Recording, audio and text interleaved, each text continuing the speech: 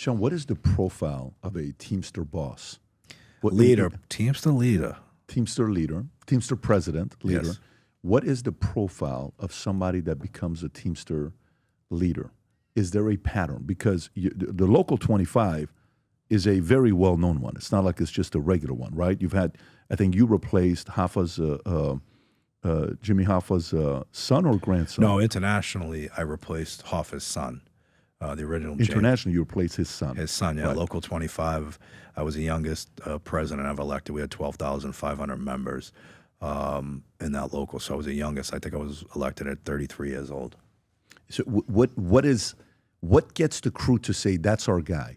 What do they look for? Is there an element of toughness, willing to fight for me? Is it, because there has to be a pattern, right? Where you know, when you look at somebody that becomes a point guard or a quarterback, or there's certain profiles that you look at. What is it for this position? Well, the position it's simple. I mean, I held every single position in the union at Local 25. I started out as a shop steward, representing workers on the shop floor, making sure that the employer followed the contract, making sure our members followed the contract as well. And then I just rose up through the ranks. But what qualified me, or what the attraction was from our members for me to lead them, was my passion to make sure that members were taken care of, my passion to make sure that they were represented in the workplace.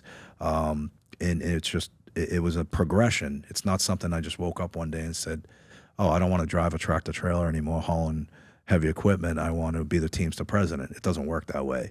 In some small locals, you may get a shot at that, but you know, where I came from, it was just a progression. I held every single job in that union, demonstrated to the membership that I was going to give it 110%. I was going to work 24 hours a day, 7 days a week. Did you want that job? I wanted that job since I was 8 years old. Get out of here. Absolutely did. Get out of here. Absolutely did. Oh, my God. I used to go to union meetings with my father, and I would look up on the stage. And I'd see Billy McCarthy, who later became the general president out of my local, and he signed my union card when I first got in the union. But I would look at these men, because it was predominantly men back then, and it was like looking at the president of the United States and just seeing the camaraderie and seeing, again, we're very, very strong in Boston, and they were, Billy McCarthy was like Bobby Orr and Larry Bird in the city of Boston. Everybody knew who he was. Everybody knew who the Teamsters were, and it was just something I was attracted to. I loved the discipline. I loved the ability to help people that weren't as fortunate as you are. It was something I tell the story all the time. I went to a Catholic school, and there was some rich kids when I say rich kids, they lived in a better neighborhood. They lived in the Lawrence Estates, and I lived over near Boston Ave, near the railroad tracks and the Mystic River. And, there was a divide, and they'd be like, Johnny would be like, I want to be a lawyer like my dad. Mary would be like, I want to be a nurse like my mother. And I'd be like, I want to drive a truck for the Teamsters Local 25. Like, I knew right then and there, That's what I wanted to do. Mystic River. Yeah. What a movie, by the way. Oh, by the way, yeah. I fell in that river. It was like falling in maple syrup, so polluted. How old were you when you fell? Oh, probably like 7 or 8. It was right down the end of my street.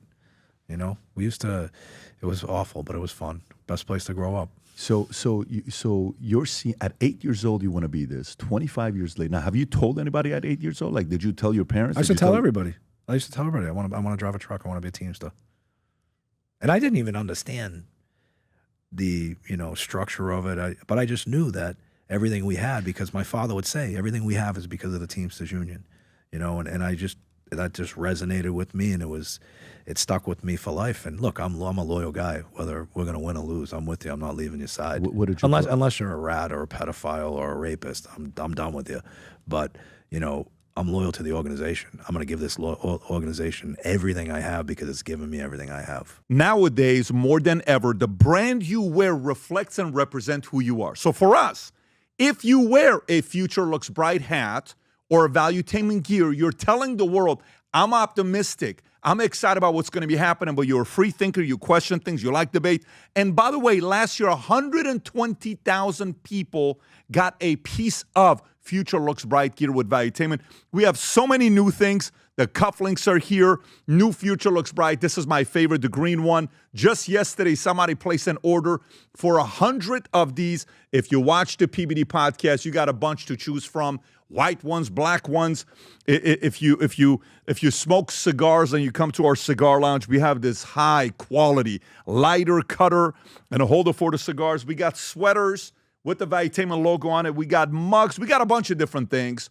But if you believe the future looks bright, if you follow our content and what we represent with Valuetainment, with PBD Podcast, go to vtmerch.com. And by the way, if you order right now, there's going to be a special VT gift inside just for you. So again, go to vtmerch.com, place your order, tell the world that you believe the future looks bright. If you enjoyed this video, you want to watch more videos like this, click here. And if you want to watch the entire podcast, click here.